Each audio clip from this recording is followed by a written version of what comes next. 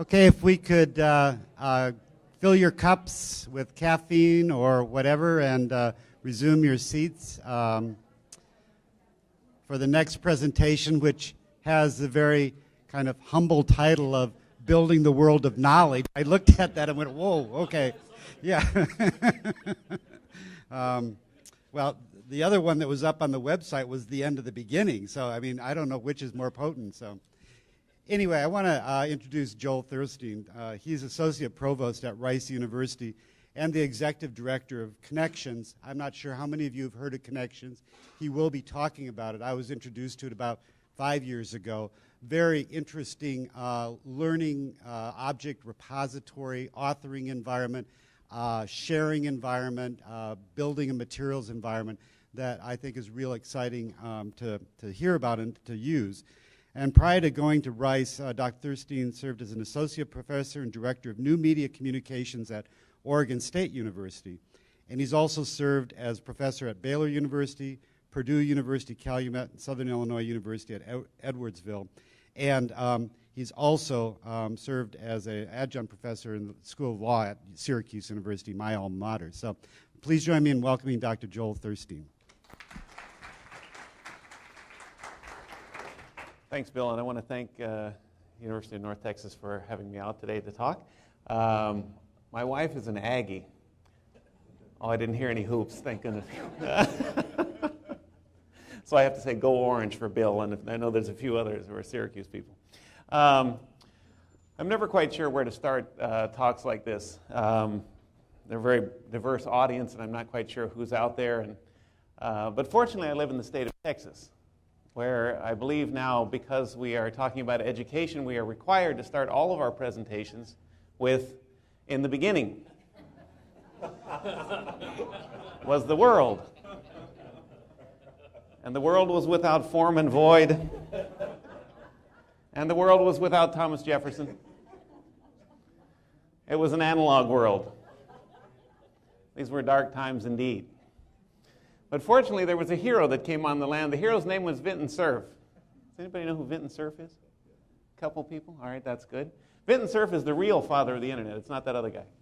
I had the opportunity to be at a luncheon with Vinton Cerf at one point a while back. And at one point during the luncheon, he leaned across the table and he said, "I'm not sure this internet thing that I developed is a good thing."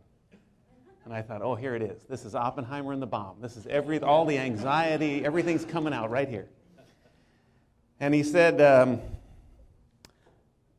computing is pervasive in our society. It's in everything we do. It's in our cars, it's in our homes, it's in the furniture we have, it's in our appliances, it's in our clothing.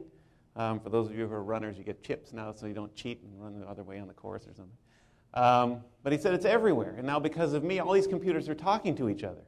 And he said, I have this great fear when I come home at the end of the day, I'm going to go to the refrigerator to get my dinner, and the refrigerator will be locked. And it won't let me in. And it will talk to me because they all talk now. And he said, it will tell me, I've been talking to the bathroom scale. And well, you're going to have to take a few extra laps around the block. We are definitely in a time of change. And with change comes opportunity. There's a lot changing in the academic environment, and lots of you are aware of that, or most of you are aware of that. The location of the learner is different than it used to be. I used to know where my students were. I could look them in the eye because they were in my class right in front of me. Now I don't know where they are. They're somewhere in the universe. They're at home, they're on the bus, they're at work. They're somewhere other than in my classroom. They don't have to come to see me anymore. Some of them still do. The time of learning is different. We've lost our timing. We used to be masters of time. We are no longer masters of time. We used to know the time of day. When I was teaching class after lunch, later in the afternoon, people were getting a little more sleepy. I'd have to be more animated and run around to make sure people were awake. Usually they were. But I don't know that anymore. I don't know what time they're consuming my educational content. The length of time between sittings is different now. I used to know how long it was between the time I saw them last and now. And I don't know that anymore. Because I give a lecture one day, they podcast it. 3 days later, the students should be looking at the next lecture, but they're not. They're doing something else. 3 weeks go by, they're not looking at the lectures. Then the night before the exam, they're looking at 45 lectures in a row. That's not what they tell me, but that's what I suspect is happening. The other thing is we've lost the time of life. We used to know how, at Rice for sure, we knew how old our students were. They were 18 to 22, that's it. And now, in the world of education, we don't know that. We have this guy now. Lifelong learner. They learn all throughout their lives. And we tell our students when they come, they're going to change their careers 5 times. Not their job, they're going to change their careers 5 times before they end their work life because of the radical changes in society. At which point their parents say, well, we're not going to pay for that. But this is a time of change. We have access to new markets because of digital technology and the work of Vinton Cerf and others. We are all global immediately. Everything we do is global. It was wonderful. We had a speaker here who was 6,000 miles away, roughly. And it was like she was in the room with us. That was amazing, by the way. Kudos to the technology people. Fantastic. We can have a lot more content available to a lot more people in a lot more different ways. We can customize content to meet the needs of the learners. We can meet the needs of the learners in a variety of ways that we couldn't do with analog content. And that's wonderful. This is my baby. She comes with me everywhere I go. She is very good at math. In fact, she's 2 grades ahead at math. And we're very excited about that, especially her dad, who likes math. And I used to go in and help out in the classroom when she was younger. When she was in the 2nd grade, I would go in and help out. They don't let you do that in junior high. They keep the parents out now. Dad's not as cool as he used to be. But it was wonderful. I'd go in, I'd help out with math, and the teacher pulled me aside one day and she said, this is wonderful. When you come in, the kids are so excited about math. They love math. And Emily, she's so good at math. Can you help me get all the other kids up to the level of Emily in math? And I said, yes, I can. If you give me 8 years with each one of them, I can do it. That's wonderful. The most effective form of communication, and I'm going to violate some personal space here for a minute with one of my co-speakers. This is the most effective form of communication, reaching out and touching somebody. We're not going to replace that with anything we've talked about, with anything we do. So we need to keep that in mind, that the most effective form of communication and education is reaching out and putting a hand on somebody. The problem is the problem that my Emily's 2nd grade teacher had, is that it doesn't scale really well. And so that's what we're here for, to help scale that wonderful individual one-on-one communication. So that's what we've been working on at Rice. How do we scale that? Because we deal in a blended learning environment. We have to always remember that. With all the technology we design and all the wonderful things we do with infrastructure and all that kind of stuff, we have to do this blended learning approach because that's the most effective way to do this. It scales nicely and we don't lose that one-on-one advantage. There's another type of learning that's been facilitated by the digital environment. It's just-in-time learning. And this adds to it starts to address the needs of the lifelong learner. There's a whole new sector out there who's looking for education in new ways, and that's the corporate sector. They've always been looking for training, but now they're looking for just-in-time kind of education. I need my people that work at my company to do better right now on the job. How can I do that? I don't want to send them to a training seminar because when I fly them in from all over the world, if I'm a big corporation, or even when I give up my people for a day, if I'm a small business, I lose time, I lose money. I can't do that. I can't afford that anymore. I've got to have somebody sitting at the place all the time, and they've got to be able to respond to needs of the clients a lot more quickly, and so they need this. So the question is, who's going to deliver this? It could be us. It should be us. We're educators. That's what we do for a living. We've kind of been reticent with that in the education environment. I'm not sure whether that's wise. We might want to think about that. Anyway, something to think about. So Rice has been working on this digital education piece for quite a while now. We started our Connections project in 1999, and Connections, for those who don't know, I'm going to go over a little bit about what it is, and then we'll talk about the movement from the periphery of education into the mainstream. But Connections is, as Bill described very eloquently, an ecosystem of educational experience. It's really three pieces. There's an educational repository, a learning object repository. I like talking to librarians because you know what that means. It's a learning object repository made up of modular content, and we'll talk more about that in a little bit. It's a platform for the dissemination of educational content, so a software that's been optimized for educational experience. And the third piece is the live site. It's cnx.org. So if you go to cnx.org, it brings the software and the repository together in one spot.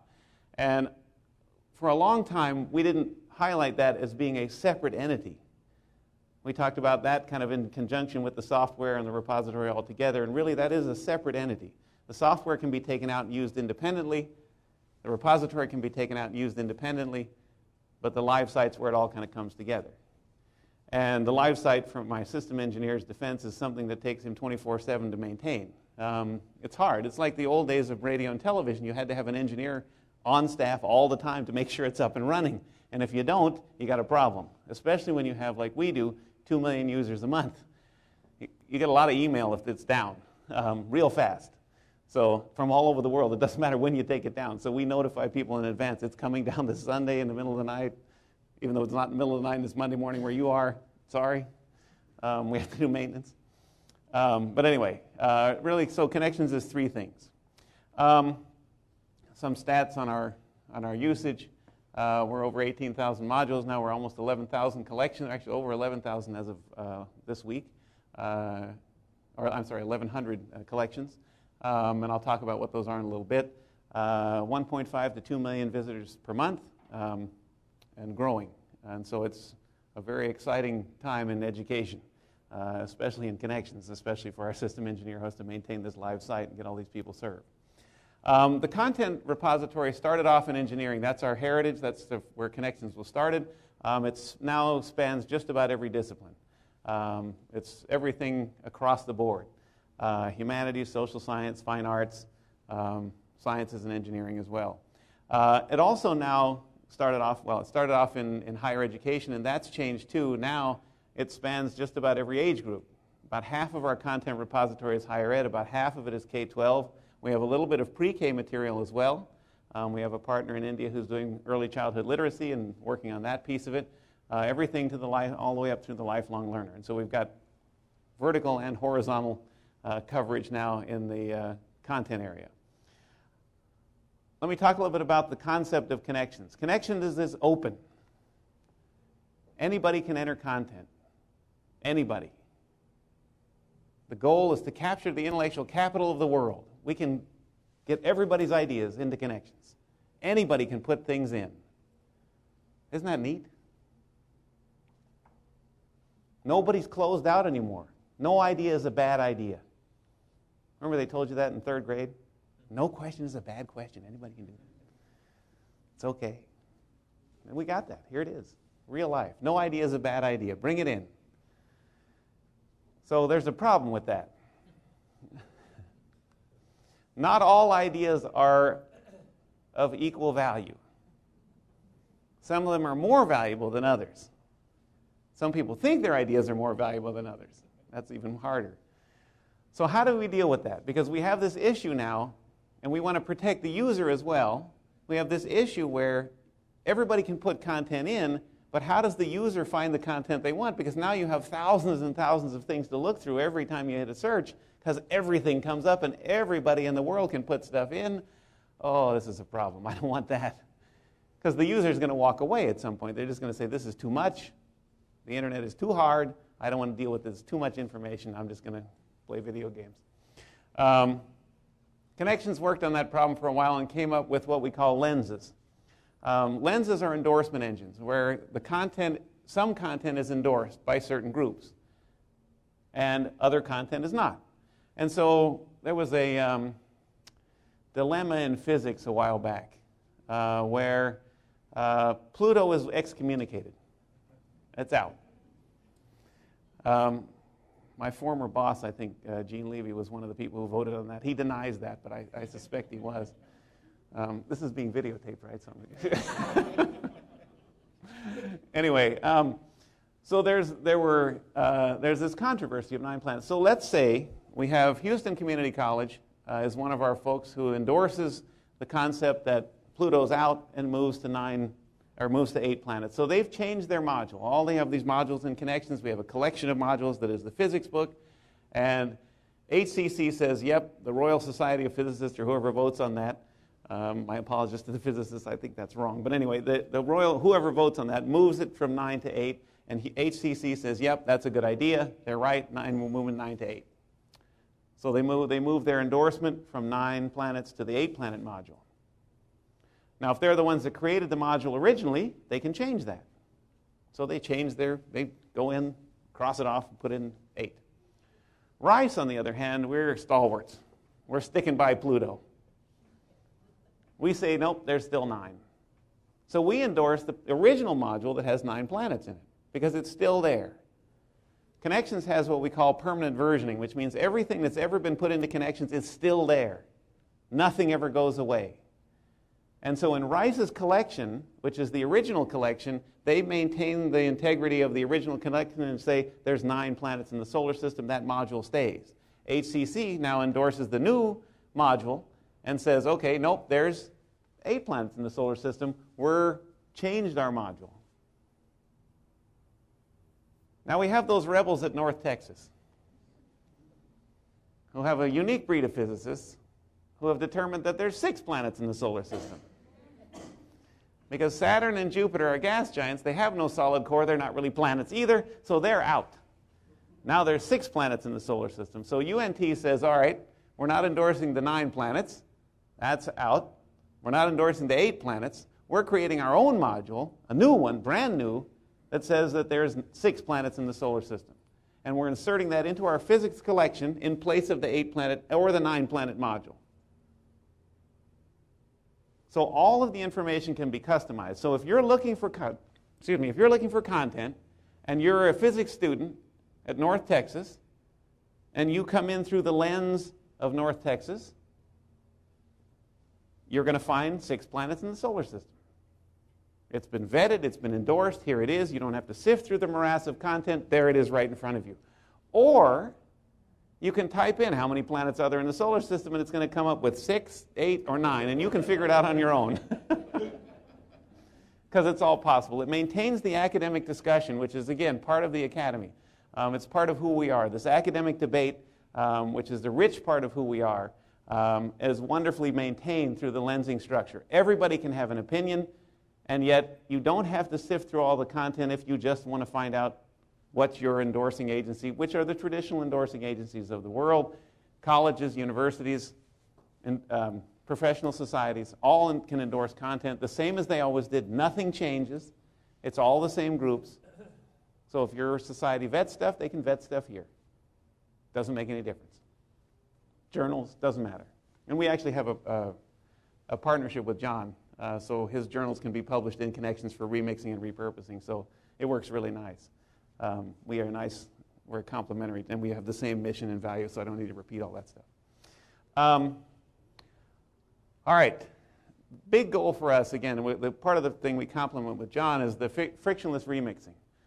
You can take things, because all of the content in Connections is appropriately structured, and I'll talk about that in a minute, so it can be easily remixed with everything else. So the idea of technology, we've talked about technology. We are as compliant with the standards as we can. Somebody told me once there's 165 standards in educational technology. We try. We're as compliant as we can. It's fairly easy to take our content out and move it to another repository. We have a lot of folks doing that. We have learning management systems, the companies that do that. They take our content, or they just take the metadata and present it as part of their offerings to their clients. We have other companies who are using our content for a variety of different services that they provide. No problem. Our goal is to give stuff away. That's very hard to tell corporations because they don't believe you when you say that. And we're measured by actually how many things we give away, not how many we sell. So anyway, The technology has to be as easily manipulated as possible. And so we've tried to do that. The other thing is the legal structure has to be set up in such a way so that the content can be easily moved around to have frictionless remixing. So we picked, at the time, the most open license. There's another one now. Creative Commons Attribution. So all of the content that's in Connections is Creative Commons Attribution. And what that means is you can take the content and do anything you want with it. Anything. You can remix it. You can mix it with your own content. You can do it.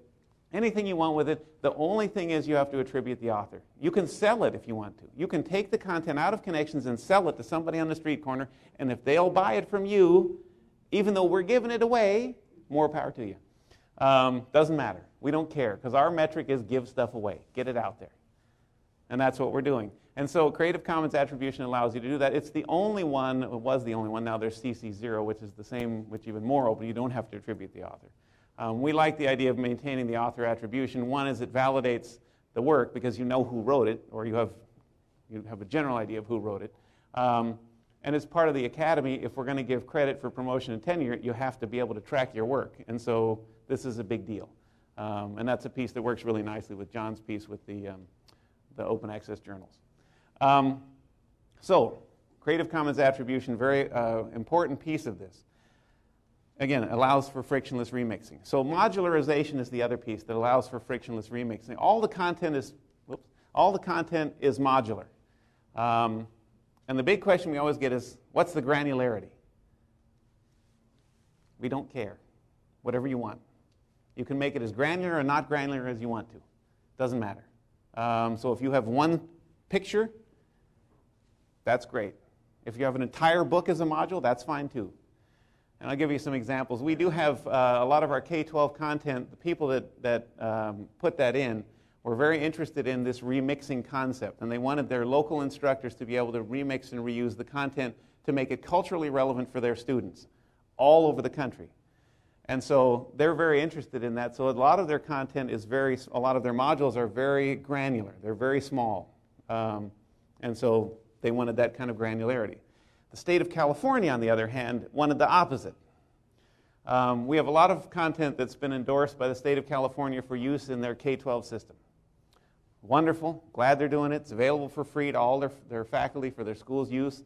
The problem is that in order for the state of California to endorse something, it has to be locked. Everything has to be closed down. You cannot remix or reuse it with anything else, and so it has to be in a PDF format and locked down. And so our stuff it has to be bundled. So our stuff had to be, we have a textbook in algebra that's bundled with a teacher's guide and problem sets, and that's now, I don't know, a 1,200-page module that's a PDF, and you can't change and remix and reuse it, although you can because the open modular version is right next to it. But it doesn't matter. The state of California has endorsed this one, and there it is. It's huge. So it can be as granular as you want. But the idea of modularity is that it facilitates remixing and reusing. The other thing to think about here is, think about in K-12 or even in higher ed, when you're updating materials, when you're moving your materials to a new version of the textbook. You don't have to have a whole new version of the textbook every time. Because think about that. Most of the discipline doesn't, biology maybe, but some of our disciplines don't advance as much as others. And so you can update smaller components of it. And so you're much more likely to get people to update 9 planets in the solar system to 8 than you are for somebody to edit an entire physics book. And an example of this is my daughter, who you saw earlier, when she was in the 3rd grade. Teacher asked, how many planets are there in the solar system? My daughter raised her hand very dutifully, and the teacher called on her, and she said, how many planets? And my daughter said, there are 8. And the teacher said, very nice, that's close, you're wrong, there's 9. And my daughter said, oh, no, there's 8.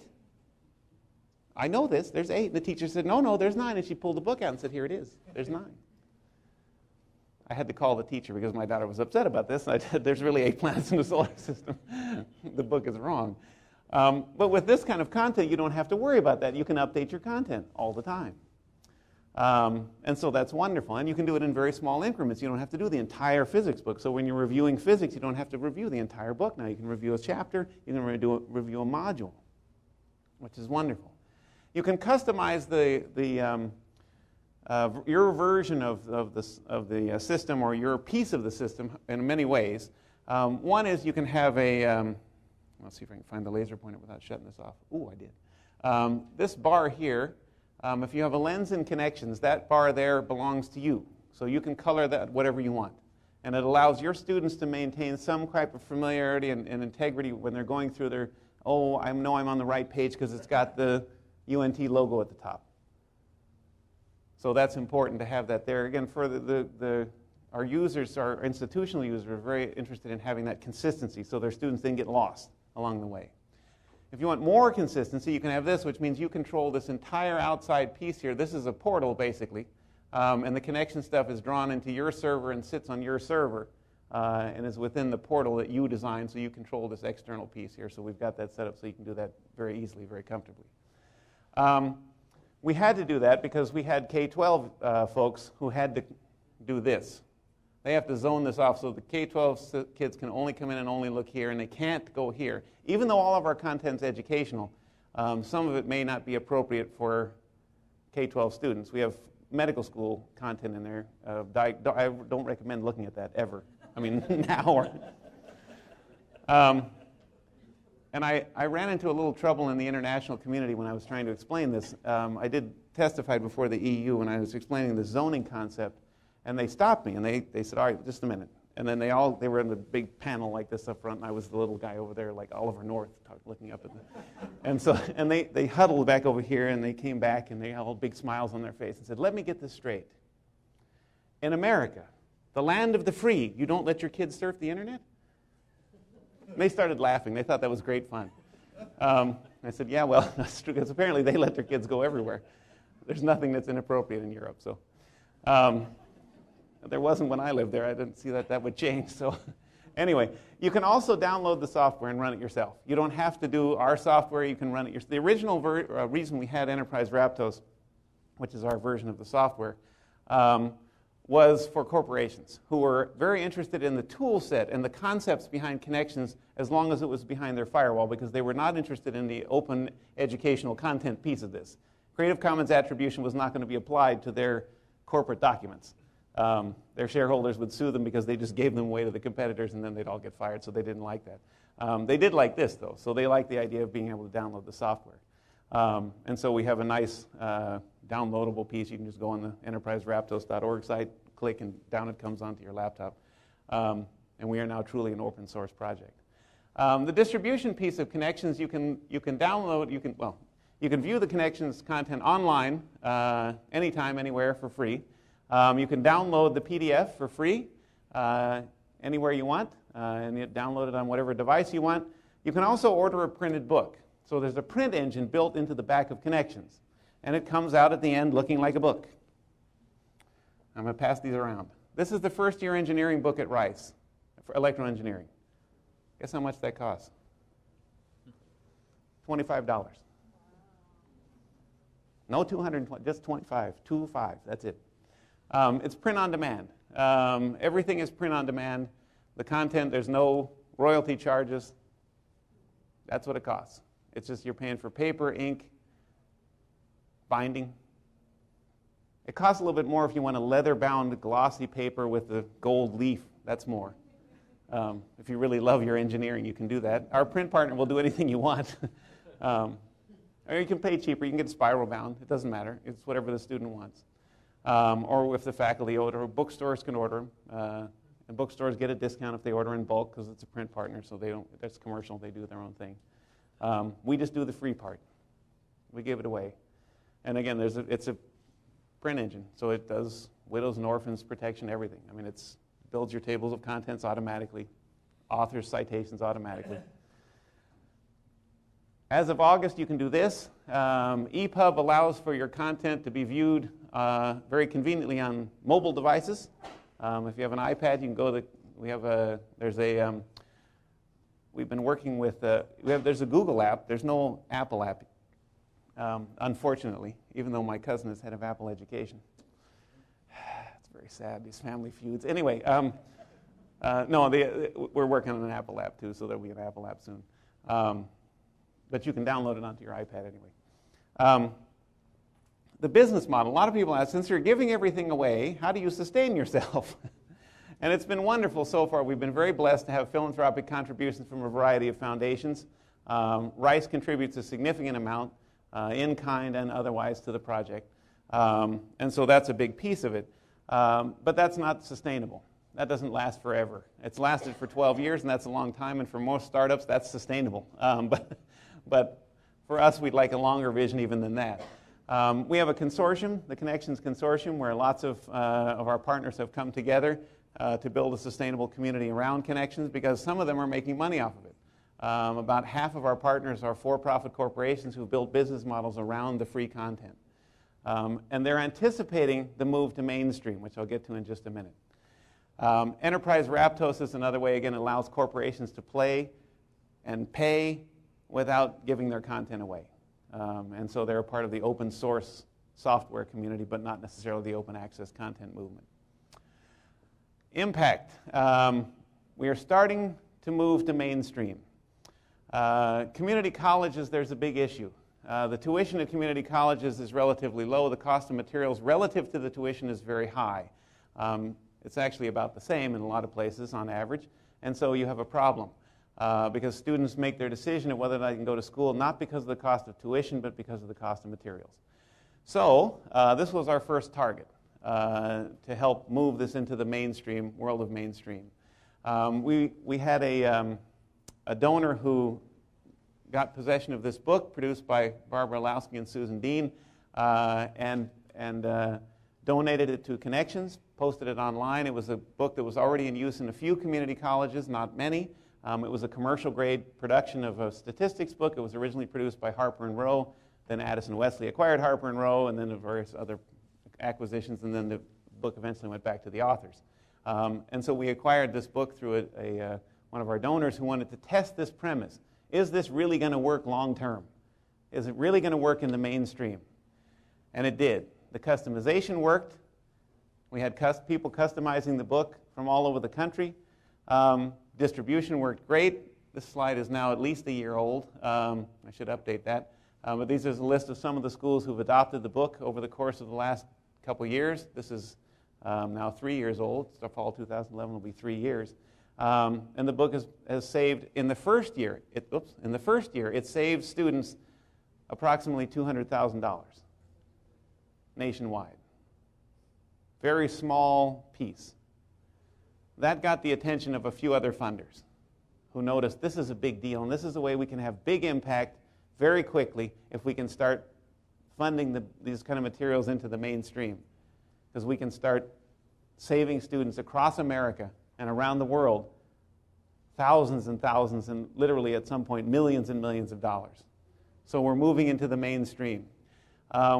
Last fall and kind of into around winter, we received a very significant grant from a cohort of funders in the millions to start developing commercial grade content. This Community College Access Project was kind of an extension of that first collaborative statistics book. Our first phase is to develop five materials for the most commonly attended, most widely attended community college courses. And so the first 5 books that we're developing are sociology, physics, biology for non-majors, and anatomy and physiology. Those books are slated to come out, and these are commercial grade textbooks. And the reason we know that is because we hired the same people to create the commercial grade textbooks for the commercial publishers. They're doing the same thing for us. It'll look exactly the same. And so now the instructors have a choice. UNT instructors, Rice instructors, Houston Community College instructors. I got a book that costs $250. I got one that's free. They look the same. Which one am I going to give my students? And if I don't give them the free one, what are my students going to do? Faculty fear very few things. We do occasionally fear the students. We fear that they're not going to show up. And then the dean's going to come and go, where are your students? No students is a bad thing.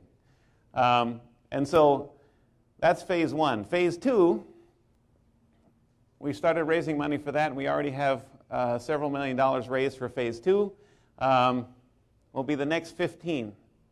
And so 15 more books for the most widely attended community college classes. And these are targeted, again, mainstream community college. Primary text materials will be available for free online, whatever you want, smaller amounts of money if you go to the bookstore and buy it or if you order it online. Because you have to pay somebody for the paper and the tree that grew it and all that stuff. That's the first move to mainstream. We've also got the federal government weighing in on this. The federal government, I don't know if people are aware of the $2 billion initiative from the Department of Labor. They put out an RFP for the development of community college materials, retraining materials, because the Department of Labor retrains. They don't educate, they train. It's complicated. I can explain the politics of that at some other point, but and why it had to go there and not to the Department of Education, where it seemed like that would be the logical place. But there's a long history there, and I can, from my law school background, I can explain the history of the Constitution and why that went where it did. But afterwards, ask me that. It'll take too long now. But anyway, again, the Department of Labor and the federal government is now recognizing that open education content needs to be in the mainstream. It needs to be part of our process. Not only higher ed, but also the states. The states are also very interested in this now. Guess why? We're poor. We ran out of money. How many billions are we in debt in Texas? Anyway, lots. I guess it goes back and forth. But they're interested in this. And when I go to talk to them about this, because they call now. It's not me knocking on the door. It's them calling me going, hey, that open ed, can you help us with that? That's really good. We need that. When is that biology book going to be due? Because we need that. They're very interested in this. And they're very excited about this. There was a proclamation issued by both sides of the aisle. Republicans and Democrats came together around the issue of dual enrollment. Dual enrollment is college credit courses being offered by college professors at high schools. And the biggest problem that they have in dual enrollment is the materials, the textbook. Who pays for it? Because in high school, the state pays. In college, the student pays. And so the high schools said, well, we're not buying that book because this is a college credit class. And the parents said, we're not buying that book because it's taught in the high schools. And now we got a problem. Dual enrollment was a disaster because of that one issue. So we had a proclamation last January here in Texas that said that the solution to this problem, again, Republicans, and I was there when they were negotiating. It was fabulous. They would send, the Republicans and Democrats would send their envoys to talk because they weren't allowed to be seen together in the hallway. And so it was very exciting in Austin that day. A lot of envoys running around. But they got this worked out, and they recommended that open education resources was the solution to this problem because the materials are free. That's it. We're done. Problem solved. They all went home. Actually, didn't. They're still there, I think, figuring out what to do with those other billions besides the ones that we saved them in open education. California is working on the same issue. They have now legislation passed where you can have open education materials as supplementary materials, not primary materials. So at least a step in the right direction. So we're moving in the direction of mainstream. So we have to figure out now how we're going to do this, how we're going to capitalize on this, and what good it's going to do. We talk about, when I go to talk to them, I don't talk about cost savings, I talk about improvement of quality. All right, I talk about cost savings a little bit because otherwise I can't get in the door. But when I get in, then I talk about improvement of quality because it's not about the money saved. And I start off with every time I talk to any legislator anywhere, this is not about money. It's not about saving you money. It's about improving the quality of the materials. And then they go, yes, yes, yes. Now tell me how much money I'm going to save. This is free, right? But it isn't. It really is about improving the quality of content because of the remixability, because of the repurposability of the content to make it culturally relevant for the students, because you can update the materials in microscopic levels, in very granular levels. You don't have to update the whole thing. You can update it in piecemeal. So you'll have more consistently updated content. And if it's digitally delivered for free, you can save significant amounts of money. We've talked to the state of Texas about saving them $1 billion per year in educational costs for materials. And they get the bonus of actually having improved quality of content, which we would like to see. Again, we have capturing the intellectual capital of the world. It's easily customizable. I won't go over too much into the part that John talked about with the instantly having your materials available for free with the open journals. I kind of left that off. I left that to John. One of the things I like to talk to faculty about, and if you guys need an argument for faculty, for those who are faculty in the room, take back to your colleagues, increased academic freedom. This is what sold me, because Gene, my boss, who was the physicist I talked about earlier, asked me a really mean question one day. I'd been at Connections for about a year, and he called me in his office and he said, "So, you're Mr. Fancy Pants there, talk about how wonderful Connections is and everything, this is great. Would you use it?" Oh, that was mean. You're a faculty member, you used to be, well, now you're an administrator, you have no marketable skills. You're a faculty, would you use this? And I said, I thought for a minute, like, oh, that's, ooh. I had never thought of it from that perspective. And then I rallied quickly and I said, yes, I would. And he said, why? He's tough. Why would you use that? And I said, because of increased academic freedom. When I get handed a book, like the one that's going around there, I have to use that book in the order and in the context that the author wrote that book. I can't choose how to contextualize those materials. How many people who are faculty have taught the course not in the right order of the textbook? Chapter 1, 2, yeah, everybody. Has anybody taught it in the right order ever? No, we have academic freedom. We can teach it whatever order we want to. And in fact, it shows how smart we are because we teach it in the wrong order. That book doesn't know what they're talking about. This way, you can order the stuff however you want. And of all the things, we surveyed students when we first started doing this on a mainstream level. We surveyed students, and the students' number one thing that they liked about this system was not the cost. It was not the money. It was the fact that the syllabus and the materials lined up. It was week 1, chapter 1, week 2, chapter 2, and they commented, they wrote down, they said, we got lost when the instructors did this. And this is wonderful because now the book's in the right order. This is great. That wasn't what I thought was going to be number. We thought, sure, the money. I mean, I was a college student once. I did cheap. I don't want to buy a book. This is great. Free is better. Nope. Week 1, chapter 1. Week 2, chapter 2. That's it. That's what they liked. And they were willing to pay the $30. They were happy to pay for the statistics book's $30 because it's bigger than the engineering book. And they were happy to pay for that because the price point's nice. And that kind of helped bookstores to kind of overcome this anxiety of this is going to cut off our revenue source. We're going to have low foot traffic. They don't have foot traffic now because people are getting the books on Amazon. They're getting used. They're going somewhere but the bookstore, everywhere but the bookstore. And this is a price point that's low enough that's bringing the foot traffic back into the bookstore, and they don't make money on the textbooks. Anyway, they make it on the little stuffed owls and bears and eagles. Is that right? Yeah, okay. Eagles. That's where they're making their money. So anyway, again, increased access to higher education is a big piece of this, and Connections is a part of hopefully bringing that to the world. Questions?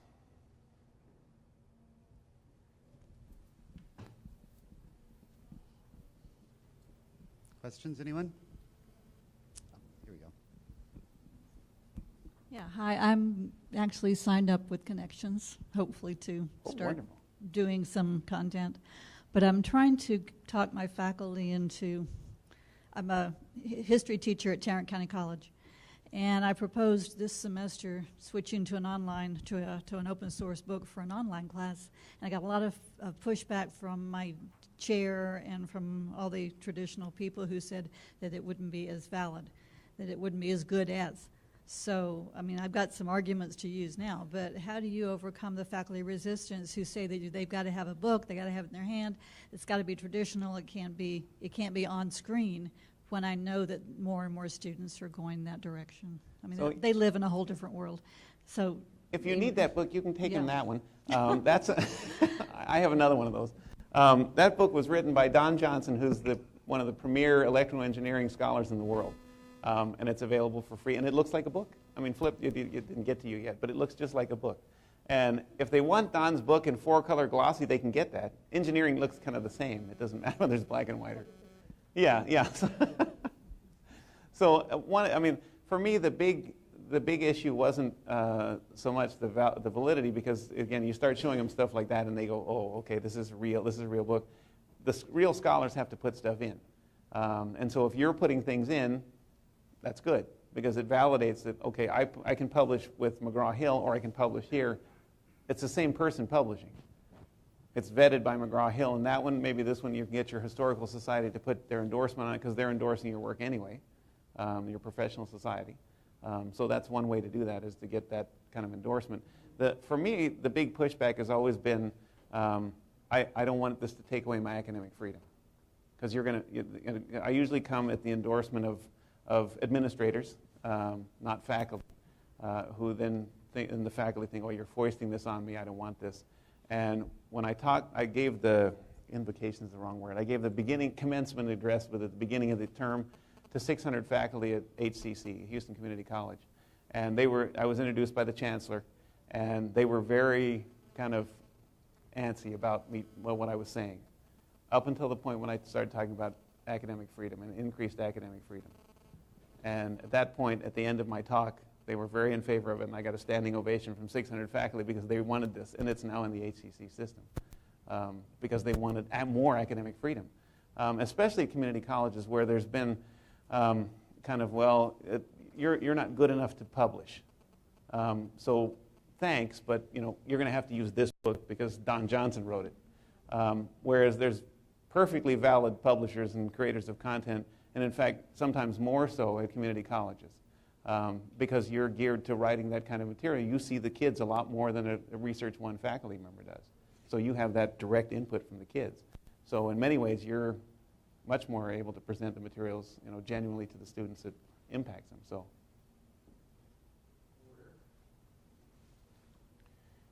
Is there another layer of customization and remixing that might be available to the student themselves?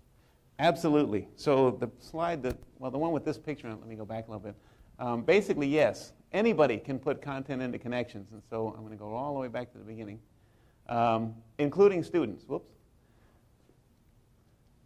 It doesn't limit this part of input into the knowledge base, can be students as well. So if the students find errors in the book, which was always my great joy, when the students would find something that either I did wrong or the book did wrong. So a lot of faculty are insecure about that. I like that, because that meant they were paying attention.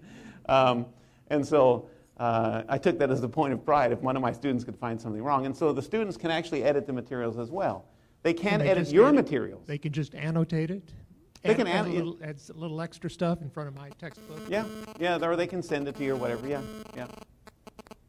and so the students can actually feed back into the system as well. And the students can actually rewrite the chapter. Which would really be wonderful. If they said, that's not the way we learn anymore. Here's a better way. And then they repurpose the material. Because then you, as the faculty member in the class, the faculty members can set up lenses as well. So you can make that as granular as you want too. Students can have their own lens. There's one chemistry professor at Rice whose students write a cutting-edge textbook every term. So he teaches his class on the knowledge creation pedagogy, where he assigns the kids problems that are facing the world of chemistry at the beginning of the term, and they have teams, and they write a module in Connections about that problem. And then at the end of the term, they have a book that is the cutting-edge chemistry book solving the world's problems. And they can all edit each other's work, and it's pretty neat. Joel, maybe I can ask a last question. We should probably transition to the last presenter, but you framed this mostly as a teaching environment. Do you see any connection? I mean, you sound like you've got some things you're doing with the OJS system, and do you see possibilities as a publishing platform, publishing environment? Yeah, we have professional societies who are publishing their journals through Connections. And so they vet the content in the traditional way beforehand. And we've actually, IEEE is one of them, which is the largest professional society in the world. They do traditional vetting. You send your stuff to them. If they endorse it, then it's put under their lens and it's sent out. There's others who do post-publication review. So their people can publish things in Connections, and then you submit to the journal, I want this to be, or you submit to the society, I want this to be reviewed and vetted. And the society says, yep, that's fine, I'll vet that, or not, We know this is not, you're not a member of our society or whatever whatever the rules are. But it's the same rules that they've always had. Again, the vetting piece doesn't make any difference. It's all the same. And so we have societies using it to publish journals already, so yes. Well, please join me in thanking Joel.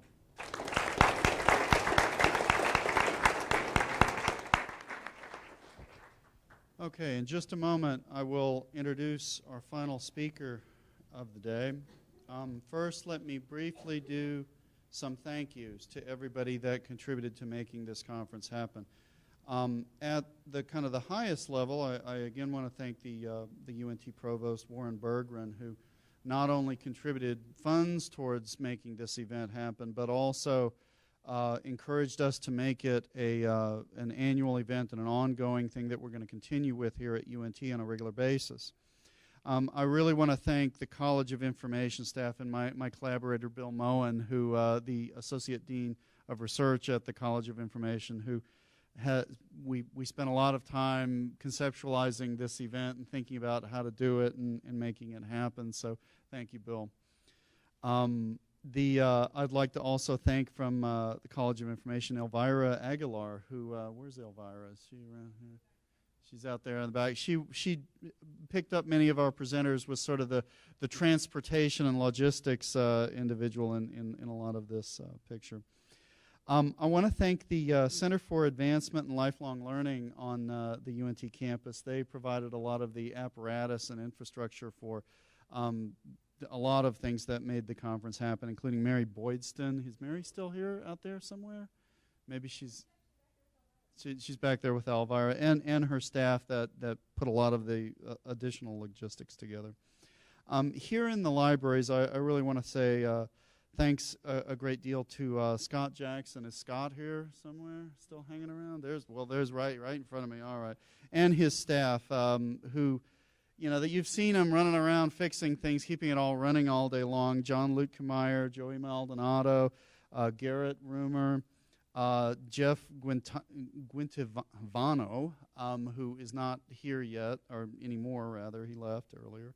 And I just want to say thanks, and maybe we can give them a round of applause for keeping everything running all day long. Finally, I really want to say thank you to Shannon Stark, who has organized this whole event. Bill and I relied on her for just about everything in keeping this thing organized and running, and it really would not have happened without Shannon. So could we get one more round of applause? All right. Well, we, as our final presenter, we have Rachel Frick.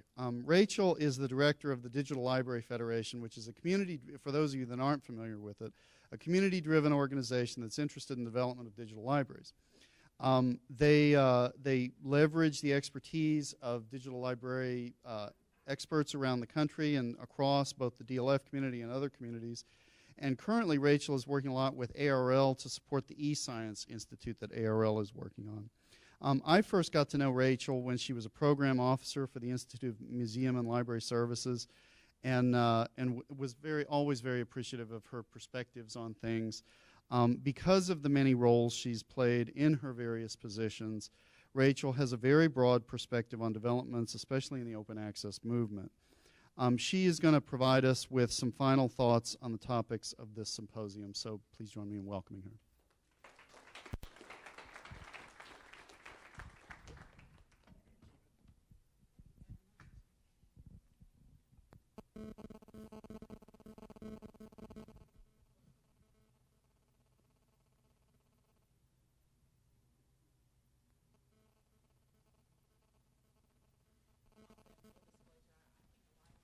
From being a serials librarian. So talking about open access is kind of like old home week for me, because I studied serials librarianship, and then I worked for a serials vendor for a very long time, and then I went out and actually worked in the medical community around serials and open access. So this is really nice to kind of come back to this frame here today. As Martin says, my job is to kind of help synthesize all the pieces and parts that we heard about today and try to get us down to brass tacks, so to speak. I'm also an operations type of gal, practitioner. It's kind of like after I come to one of these meetings, it's like, Now, what do I do? I mean, the Julia Child, what do I do, you know?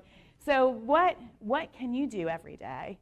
Or what can you think about, or the actions in your work, or some of the opportunities that you can view to help move forward this conversation about open access? Because like I said, when I started in library school, this conversation was just beginning, and it is a moving target. You can't really just say, oh yeah, we got our open access policy, yay for us, done. You know, there is so much more to this conversation.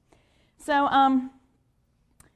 just to give you a little bit, see, I got my open little CC license on the bottom of my PowerPoint there. I thought this was really good that John knocked this off the bat right at the very beginning today about open is open. Open is open for everybody. And also Joel kind of popped that up there when he was talking about his platform. You know, when somebody from Enterprise wanted to reuse the Connection platform for a for-profit effort, open is open. You hand it over. So when we think about open access, it is this. This is actually the definition brought together by the Open Knowledge Foundation, that open is the freedom from everyone to use, reuse, redistribute. And I think that's a very powerful thought. Something I've been working on lately, I don't know if you've heard about this particular effort, the Digital Public Library of America. There's so much conversation around the Digital Public Library of America lately. And I'm very happy to be involved with this. And we just recently, as in about 2 days ago, had a meeting over in Amsterdam to talk about things like interoperability and openness, and what does this mean for a Digital Public Library of America. And we started the conversation when we were talking about open, about interoperability, both from interoperability from a code standpoint being open source, to our collections being open and available, to things like, multilingual.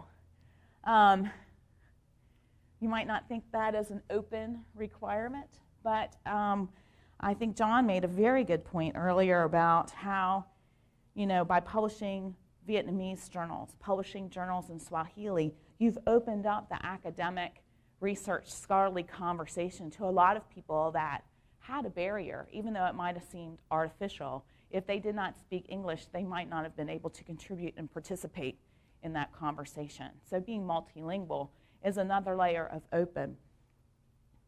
We see this in Europeana. That was part of our conversations when I was over and talking about the Digital Public Library of America. Europeana currently supports 26 languages. Of those, 3 of those come from Spain. So you think, oh, Spain, Spanish. No, Catalan, Basque, and Spanish. So when you think about what it would take to make 26 languages, the metadata of those 26 languages interoperable for someone to do a search on a girl with a pearl earring, that's quite a feat. So once again, when we think about open, it's not just code, but it's also things as simple as the way we communicate. Just a local example, it's Our America Archive Partnership. They had recently got a grant from IMLS to do metadata in Spanish and having to work with those types of interoperability issues. We talked a little bit about linked. I'm looking over at my notes. I was scratching notes all day today. I think a lot of us were talking about linked data and the connections we make and the relationships we have. And it seems like, I was joking with somebody the other day, this summer is the summer of linked open data. This is a conversation. It's like what we've gone from the Tim Berners-Lee web to the semantic web. It's that idea of linking the data together. Yep. For all you nerds out there, you know what this is, right? You get it. This is the original Tim Berners-Lee schematic of the web from 1989. But the same ideas that's represented here also talks about how we link our data together and have an open system where ideas flow from community to community. Well, I was saying this is the summer of linked data. In a couple weeks, there's going to be a linked, and I always say linked open data, meeting between libraries, archives, and museums and the Internet Archive to talk about what does it take to take this idea, this theoretical idea of linked open data and open access, and actually make case studies. How does a library participate in something like linked open data? How do we take advantage of the opportunities that linked open data provides? So this meeting's happening in San Francisco in a couple weeks, and hopefully we'll have some answers after that. This is, I think, a really great example of linked open data. It's the Virtual International Authority File. All you library people and non-library people, you can totally call acronym on me right now. But this is a project that involves the Library of Congress. Somebody had asked me, when's the Library of Congress get involved with linked open data? Here's one of the projects. They're working with other national libraries. This is such a geeky library thing. To come together and agree on when you call somebody a person, this is what linked open data is about, making sure you know this particular person, John Palfrey. I don't know if you know him, but if you haven't read Digital Natives, please do. They make sure he's disambiguated from other John Palfreys out there in the world. There's actually a lot more. We are joking that for someone who's now the dean of Harvard Law School, he was born in 1972. That makes me very scared. But you can see down here, I don't have my pointer on there, do I? There he is. But they linked the authority files from Spain and several other countries to come up with this particular URI for John Palfrey. And then linked open data, it's important that, Mike was talking earlier, each thing is named with a URI or URL, and this type of international project advances that whole idea of open. This is another one, Civil War Data 150. Has anybody heard about this? I'm a Southern person, so of course I've heard about this. This is the Civil War Data 150 project, and what they're calling to do is share and connect Civil War-related data across local, state, and federal institutions.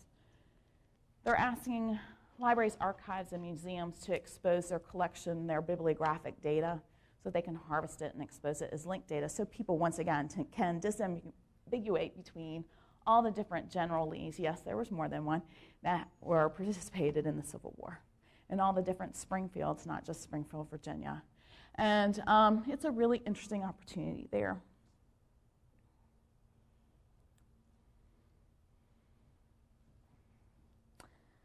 Open allows us to be social. I think this was a really interesting when John was talking this morning about the plugin for OJS that allows people to have simultaneous conversations about a particular article. One of the most transformative effects I think about open web and the way we do business today is this idea of having a social context to our work. The idea of the scholar, especially the humanities scholar, slaving away in his office by himself is a paradigm that really doesn't exist in 21st century scholarship and research. Somebody from the crowd was talking about the Texas physicists that actually started having conversations and talking together through working through an open platform, and that by sharing in this emergent social platform, we actually are seeing an improvement of quality and sometimes even an improvement of speed of these conversations or the maturity of ideas. I think Joel was talking about in connections with the social software for that peer review or those lenses. You can actually identify your social context that way. Vivo, of course, is very social. I like the way you can have your communities on demand. You can see who you are. You might not know everybody in your community, but having those social aspects of these open networks allows you to identify potential partners to share. This is a really interesting, it was a social network. This is a historical social network. This is a project called SNAC. Some of these acronyms are kind of fun. But it's how they're identifying the social networks by looking at metadata structures from archives so people can see how they were related together and how their ideas were related. When you think about how Thomas Jefferson, when you're from Virginia, you have to mention him at least once in a presentation. Thomas Jefferson was really inspired by Voltaire. It was really great to be standing in the Russian National Library and see their Voltaire collection, and that someone had slipped a $2 bill with a portrait of Thomas Jefferson behind the legs of the statue. So this project, it's actually making it easier for people to see through graphs, the social networks, of how people's ideas were influenced by others. Of course, I have my Viva there for my example for social. I think this is a really amazing project. Somebody was like, it's kind of like Facebook for scientists, and I don't mean that in a very negative way, but it's like, but it is a way when you think about science and how interdisciplinary it's becoming and how fast it's moving, and how many questions we have, like climate change. Cancer is always a good one, medical advancements. It takes more than one specific discipline to solve these particular problems. And Vivo allows you to see these synergies together. Mendeley is another social group. You can see they have little groups down here. You can have a little group on Mendeley about MapReduce applications, or you can look at all the people that are users of Mendeley at Johns Hopkins University. Are y'all familiar with Mendeley by any chance? Okay, really quick, if you are not familiar with it, this is an application that was developed. It's open source. But what's great about it, it's a way for researchers to share their citation information. They can compare libraries.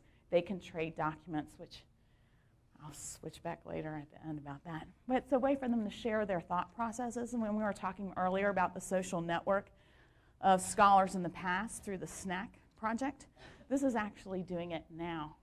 So it's people saying, hey, I read this, this, and this, and my friend read this, this, and this. And I think Mike was talking about sharing data with Mendeley in Vivo. So here we are talking about sharing. How do we share? John was talking about RETware, the way we develop the tools actually communicate, I think, sometimes our values about how we do our research or scholarship or teaching and learning. CCAN is this new data hub, not new. It was developed by the Open Knowledge Foundation.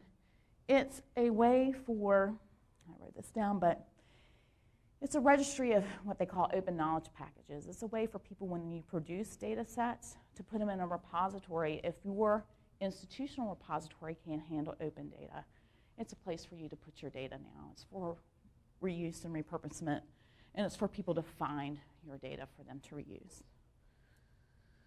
Data.gov, I think we talked about data.gov a lot today, but I think it's a really good example of how the government has put up some really important data that you all have paid for the creation of, and that they are hoping, we were talking about the weather data from NOAA, a lot of industry, and I think he was talking about the other night, it was a study between U.S. weather data and U.K. weather data. And the fact that U.S. weather data, it's free and available to anybody. And they've shown that the innovation, the industry, and the tax revenue that comes off of those businesses that were given that free data, actually, that revenue is higher than if they would have charged, like the UK does for their weather data. So this whole data.gov initiative was based on that premise, that by opening this data that was paid for by our taxpayers would spawn innovation and commerce for the betterment of all Americans. So if you haven't looked at data.gov, I think after today's conversation, there are some amazing apps and data applications that you can reuse. And in fact, I think it's at Rensselaer Polytechnic. They recently won an award in the Semantic Web contest about exposing government data as linked data. And this is another example of how libraries can participate in sharing open data. The British Library exposed 3 million of their bibliographic records as linked open data for reuse.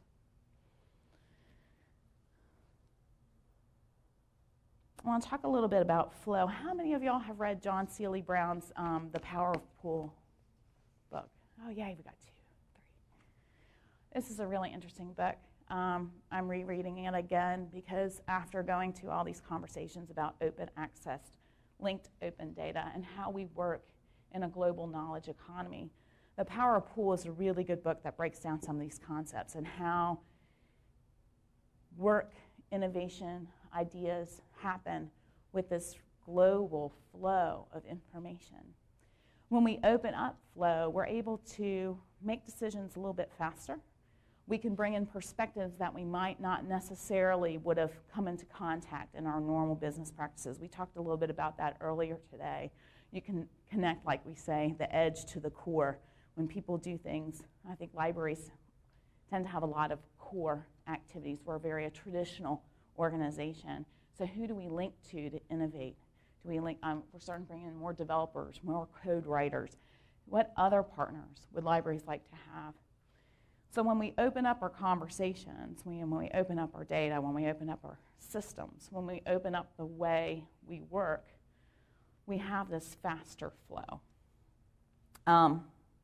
This ecosystem, so to speak. You're definitely, instead of working in silos, working in a system of relationships. John was talking about, that idea of connecting particular needs to particular people. Open allows you to do this more efficiently. Mike was talking about further enabling that idea of research discovery. And Alma was talking about how open access enables flow of ideas, research, and dissemination. And I think Kirsta even touched on this when she was talking about how PEI collaborates with others to extend Islandora functionality. I mean, when she was listing off all those people that they work with for grants, it was like, and we work with these people to extend the functionality of that. I was thinking to myself, how long would it have taken them just by themselves, working in the systems department, to build a really cool tool that they had? It would have taken forever. Maybe it might not have happened at all if they weren't seeking some of these innovative partnerships, if they weren't being open about the way they developed code, if they weren't being open about some of the goals that they wanted to achieve.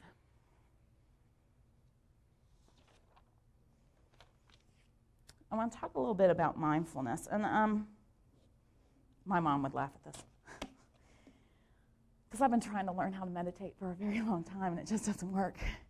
But 5 minutes, I think, is tops for me. But it's going back to what I was talking about earlier. Open isn't easy, and open is never done. And our environment and the way we work is changing. I mean, and I think John Seely Brown points this out in his book, In the Power of Pool. If you maintain that top-down, that core mentality of how we work, and I was definitely reading this from a library management perspective, because of the network effect, because of this faster flow of ideas, you will not survive. You will not be relevant or be able to compete. And I know libraries don't want to say compete a lot, but we are competing. We're competing for, the services. When you think about data management plans, when we talk about supporting sciences on campus, we are competing for the attention of our researchers. So open is never done. And I love when Bill would always say, or Martin after our talk, well, what's the library supposed to be doing? And I think that's a question we need to ask when we think about what we do every day. What am I doing to support open? It can be very small. That's what John Seely Brown was talking in The Power of Pool, is that it's small changes in the way we work can really take advantage of the idea of pool and maximizing the effect of working in a really fast networked information economy. Greg talked about it, how do you take the idea of strategy with your OA policy? When you sit there and talk about, do or not have an OA fund, it's like seeking those opportunities. Like I said, it's this idea of having that mindfulness of what do you do to support and facilitate open, or what do you do that's actually restricting that flow? I mean, Kirsta was talking about this when she was talking about the librarians and the coders working together to leverage their experiences and expertise. And I really like that example because I thought that was really cool about, that is a mindful practice of bringing some people together that might not necessarily see the world from the same place and have them work through a problem. I mean, it could have been very easy to have the library group work in a room looking at code or service and point out everything that was wrong and then truck it back to the coders and say this is what they thought wrong. But putting them together, I think, is a really, really good approach to this mindful idea. I can't read my own handwriting, I'm sorry. I also thought Joel was talking about the CC BY license for data. I mean, I think it's even thinking about how do we assign a license. I mean, I was very deliberate when I stuck my CC license on my PowerPoint thing because I want people to share it. I don't know how useful it's going to be, and now how we have a CC0 license for data. There are certain things that we do that would restrict reuse of data. I was talking to Mackenzie Smith, who used to be at MIT. She said a lot of people didn't realize when they were assigning CC BY licenses or different variations of that CC license on their data, it restricted them from doing a data mashup. So when you start thinking about this idea of remix and reuse, when we start picking together different types of changes, especially with data, it keeps us from mixing and reuse. So if somebody had a CC BY license and a CC 0, they couldn't share the resulting data set. I don't even think they could even mash the set together. So when we're thinking about linked open data, and this was a conversation that they were having at Europeana, because Europeana, some of the libraries and museums want to have a CC BY license on their data, their bibliographic data that they were going to expose. But Europeana is asking that best practice be CC 0 on their data. So it's those small little decisions that might seem, you know, not big and not life-changing, but altogether, they actually do have a cumulative effect. I thought that was also demonstrated very well when Mark Phillips was talking about the environmental policy collection. I mean, here was someone saying, I'm going to go out and collect these web resources, these free, available on the open web, and make it a collection. And then by how I present it openly, it's being repurposed and reused. That's a very small change in what you think about collection development.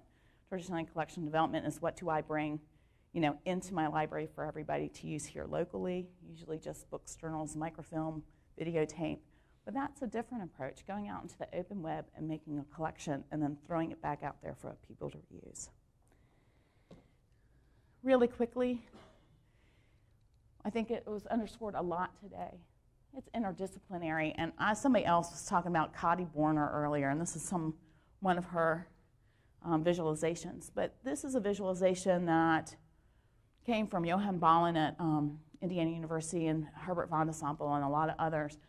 But the yellow dots represent humanities and some social sciences journals, and the blues are hard science journals. And when you look at this visualization a little bit closer, you can see the amazing interconnections between humanities, social sciences, and sciences. You can see how people went from a science journal maybe over to a journal about architecture, and then maybe deeper about a journal about philosophy. Today, more and more, it's all about being interdisciplinary. And I think Amma touched on this when she talked about the benefit to other constituencies outside your immediate, I call it your first realm of influence. I love this slide, and Rufus has been saying this since 2008. The best thing that somebody's going to do with your data is going to be done by somebody else. And I think the sooner we kind of accept that truth will be a good thing. It's that idea of innovation on top of open, what open allows you to do. Rufus Pollock is the director of the Open Knowledge Foundation. I think Vivo is a great example of data matchups and bringing people together and looking at data in a way that you never would have thought. You know, when you're thinking about pulling out, I was thinking in my mind, I was like, wouldn't it be great? How would UNT ScholarWorks data look like in Vivo? You know, it's all those ideas. It's open allows. I mean, I thought it was great when Rufus said this because. And I think it was exemplified also when Kirsta was talking about it. When you bring a different perspective and a different set of eyes on a problem that might be wholly owned by a certain discipline or yourself, you're going to get a completely different view that's going to be different and innovative, and it's probably something you would never, ever have expected. And I thought also the UNT, the Digital Library, the defense data was a great example of that. So I leave you with this. This is my challenge. I used to snowboard when I was younger and get lost. You're halfway there. No, maybe not just starting up the mountain with your snowboard on the back. But there's so much opportunity. And I think I started earlier this conversation. This is a moving target. And I think by passing your open access policy, by strongly encouraging people to donate in open access, you're further along the conversation than a lot of people. I think we noticed earlier today when Greg was presenting 14 institutions in the United States have an open access policy, you have put yourself on a competitive advantage above everybody else, those 14, of having your ideas heard, shared, and that you've actually raised the level of your ideas, and the research that's done here is used to develop innovative products that actually move this country forward. So congratulations, but keep on going up the mountain, and I hope next year when you have this symposium, we can hear about how your research data from Scholars Works looks in vivo. We can hear about more FTPE support, not that one grad student supporting Scholars Works. And also, if you haven't looked at Library Journal in the last couple days, because open access and access to ideas is always under threat, especially in a digital age when digitization allows for not only the sharing of ideas very rapidly, but also the construction of ideas very rapidly. If you did not know, Sage, Cambridge, and Oxford University Press is currently suing Georgia State University. And they're suing them because they want to, and they're funded by the CCC, for what they call the illegal use of copies in that campus's e-reserve system. So it goes back to that whole Russian idea of what was it called? I'm sure Martin's going to correct my pronunciation. It's Senzat, is it Zat? Yeah, about making copies and sharing a copy with a friend. That technically is not legal, correct? So if the publishers succeed in this lawsuit, the article that was written by Barbara Pfister yesterday, she said it actually might be a backhanded victory for open access. Because what would happen is that the scholars would have to, even to make a copy to put in your e-reserves, you would have to seek permission from the publisher to do so. So that's a lot of work, that's a lot of money, it's a lot of expense. So maybe instead of trying to put it at Oxford, Cambridge, or Sage, they would look at their open access options instead. So I don't want to see us moving to a pay-to-play model for our research, scholarship, teaching, and learning activities, but more of this open access. So that's it. I hope I've able to sum things up for you today. I had a great time being down here at University of North Texas and sitting here in the library. So open it up for questions, or it's about time to end, so I'll turn the mic back over to Martin. Thank you.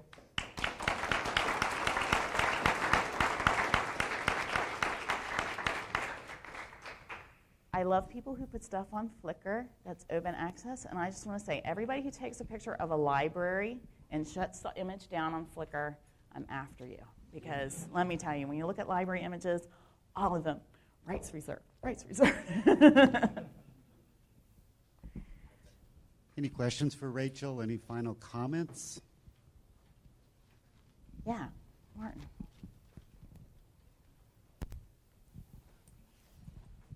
So Rachel, in your memory or experience from IMLS, now that IMLS has joined NSF and other, NIH, many others, in a data management requirement for especially research projects that generate, obviously, data.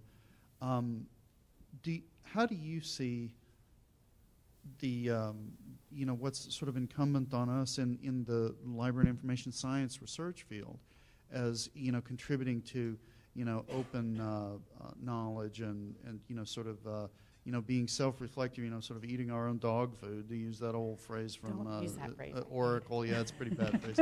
But, doing it, walking the walk as we... well, that's, I think in my scribbly notes, that was something I was thinking about. I really wanted to challenge you all as information professionals, especially our researchers and scholars in our information high schools, as well as our professionals here in our libraries. When you think about exposing bibliographic records as open data, when you make digital collections, when you're doing that journal article, when you're pursuing that research grant from IMLS, it's a really great opportunity to lead by example. I was talking to Kirsten last night about the library profession is, wish I wasn't being recorded. There was an article published, I want to say it was about 2 or 3 years ago, about the amount of professional library and information science journals that were actually had a green or gold designation. It's not we're not leading by example there, kids. So I think that's a huge area where I think it's really hard for us to go out and talk to our scientists about their NIH grants or the NSF grants and how they need to be open about their data and have this conversation about open access and depositing into our libraries if we're not doing that ourselves. I mean, if not every faculty member at your high school isn't depositing their stuff in your repository as open access, it's hard, it's very difficult to have that conversation with anybody else on campus. So yes, it is the time for the libraries to step up and lead by example. And, you know, it's time to walk the walk. It really is. But what's great, we have a great opportunity to do that. And I think that's what was really awesome about that Service Bibliographica, about the British Library publishing 3 million of their bibliographic records as linked open data. That wasn't an easy task. It took them some funding. But that's a huge stand to say, take my stuff, you know.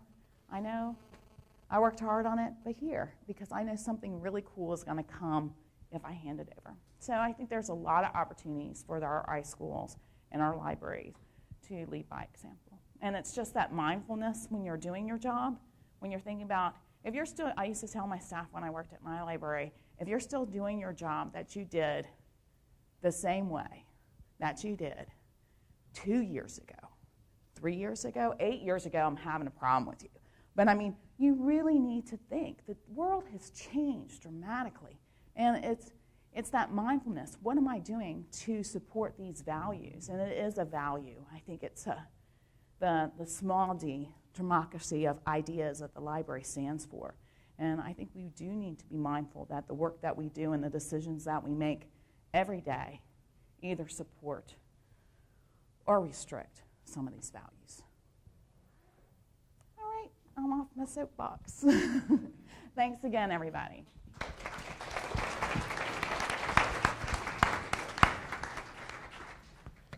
Thank you, Rachel, very much for those final words of synthesis. You might want your watch. And with that, let me thank all of you for participating in this event. The Q&A and the conversations were great. I hope this has stimulated your thinking, informed you on some specifics of open access.